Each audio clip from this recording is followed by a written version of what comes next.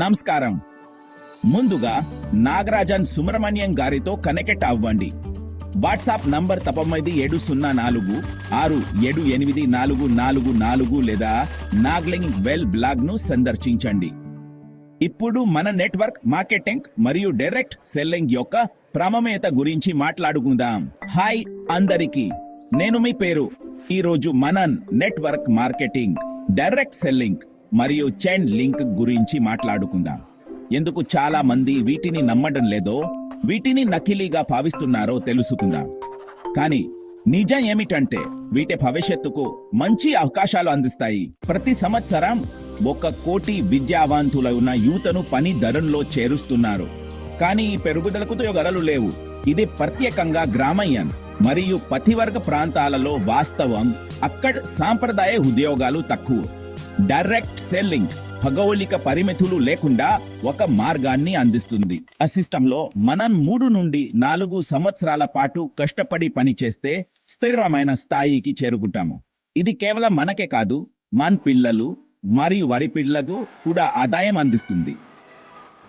3 తరాల వారికి సొంతమైన ఆదాయం అందిస్తుంది. కొంతమంది డైరెక్ట్ సెల్లింగ్ మరియు చైన్ సిస్టమ్స్ ను నకిలీగా భావిస్తున్నారు.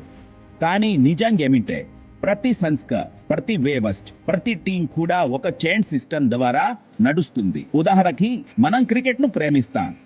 క్రికెట్ లో కూడా కెప్టెన్, వైస్ కెప్టెన్, ఆటగాళ్లు అన్ని ఒక చైన్ లింక్ లో పని చేస్తారు. ఇప్పుడంటే కట్టి రంగం కూడా కష్టాల బాట పడుతోంది ఆర్టిఫిషియల్ ఇంటెలిజెన్స్ కారణంగా.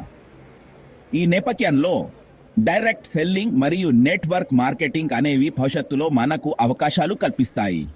డైరెక్ట్ సెల్లింగ్ అనేది ఒక స్థిరమైన వ్యాపార విధానం.